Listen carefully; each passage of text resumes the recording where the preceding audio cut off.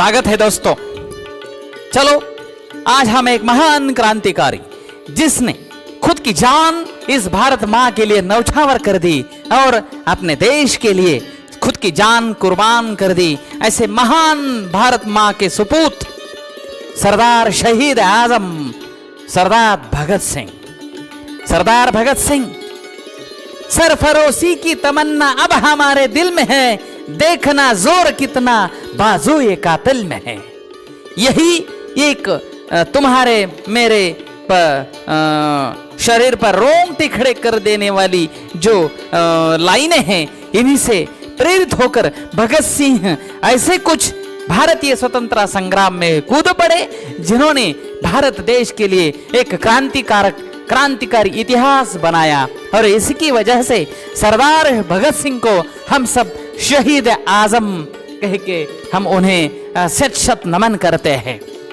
दोस्तों, शहीद आजम भगत सिंह के जैसा बेटा हर एक माँ चाहती है, शहीद आजम भगत सिंह के जैसा बेटा हर एक पिता चाहता है। और अपने घर में भगत सिंह पैदा हो, अपने घर में छत्रपति शिवाजी महाराज के जैसा एक योद्धा पैदा हो, अपने घर में डॉक्टर बाबा साहब आम्बेडकर जी जैसा एक कोई नौजवान पैदा हो, अपने घर में छत्रपति शाहू महाराज जैसा कोई नौजवान पैदा हो, अपने घर में अन्ना साहब साठे जी जैसा एक कोई लेखक पैदा हो। यही एक आशा यहाँ हर एक माँ बाप करते हैं। तो मेरे प्यारे नौजवान दोस्तों, ये आपका दायित्व है कि हम हमारे माता पिताओं के जो ख्वाब है उन्हें हम सत्य में उतरना हमारा काम है। इसलिए हमें भगत सिंह, सुखदेव, राजगुरु या और कोई जो क्रांतिकारी है उनका आदर्श हमें हमारे सामने रखना चाहिए।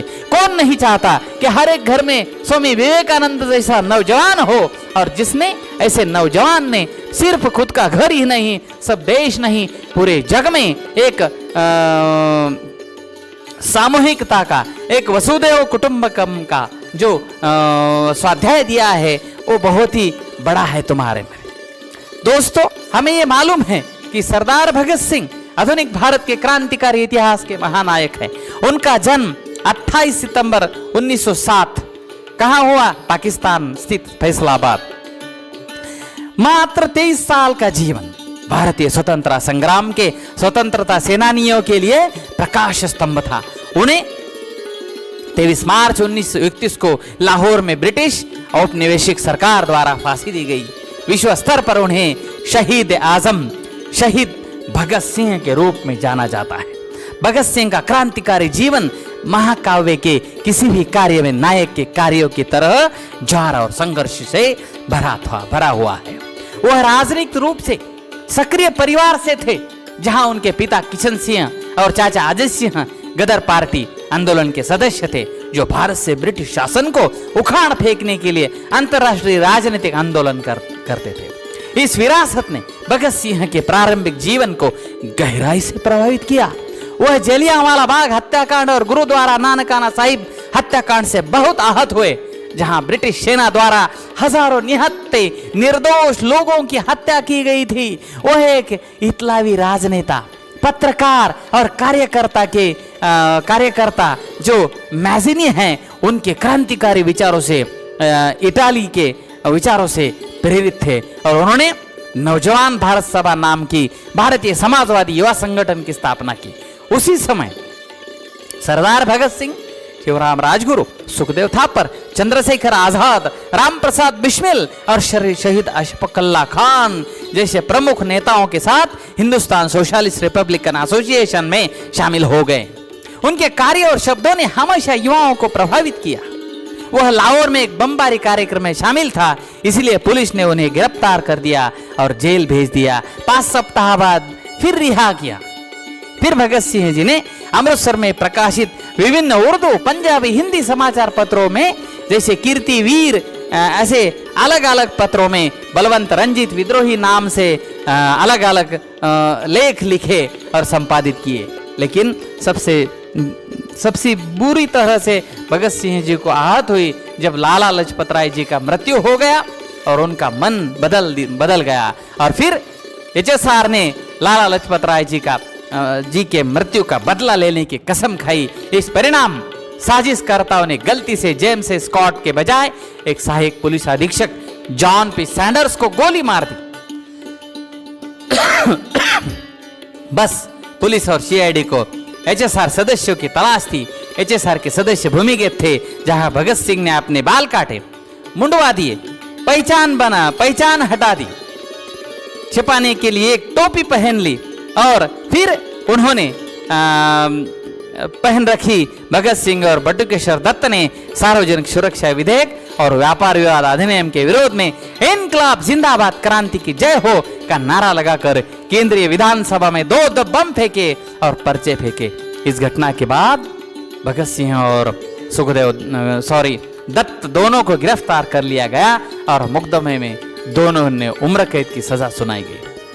एचएसआर क्रांतिकारियों के खिलाफ कई मामले दर्ज किए गए और विभिन्न अदालतों में मुकदमा शुरू कर दिया गया और इन्हीं के खिलाफ कई सबूत इकट्ठे कर लिए गए और फिर 1931 में 30 मार्च 1931 को प्रीव्यू काउंसिल वाइसराय के समक्ष दया की अपील भी की थी, लेकिन वो भी ठुकराई गई और 23 मार्च 1931 को 7:30 को शाम को तीनों क्रांतिकारियों को भगत सिंह, सुखदेव और राजगुरु को मौत की सजा दी गई।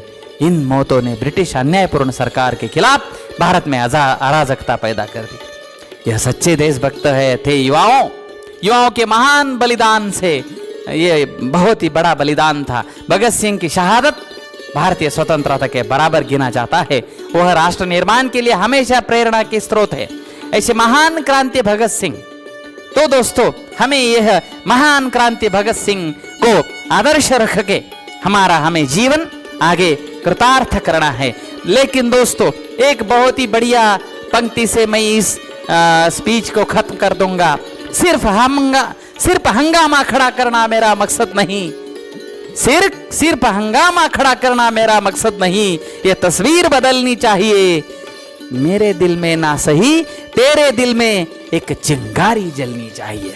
तो दोस्तों भगत सिंह को, शहीद आजम भगत सिंह जी को हमें हमारा आदर्श सामने रखते हुए हमें हमारे जिंदगी में अलग से क्रांतिकारी काम करने हैं। बहुत से नौजवान, आज मेरे बहुत से नौजवान हैं, अगर कोई अगर व्यसनों से आदी हो जाते हैं तो मैं उन्हें विनती करता हूं कि मेरे नौजवान दोस्तों कोई व्यसन मत करो। आप सुबह शाम 2 वक्त एक्सरसाइज करो, अच्छे पढ़ो, अच्छा एक जिंदगी में कोई तो भी कला सीखो और जिंदगी को एक बहुत बड़ा अच्छा नया आयाम दे दो। और शहीद आजम भगत सिंह जी को आपने सामने एक आदर्श रख के आप जिंदगी में अपना जीवन कृतार्थ का बनाइए। यही एक अपेक्षा रख के मैं अगला जो पार्ट है वो समझा दूंगा कि भगत सिंह जी को युवकों से क्या अपेक्षा है। तो चलो दोस्तों भगत सिंह का अगला जो निबंध है युवक हम देखेंगे। चलो धन्यवाद।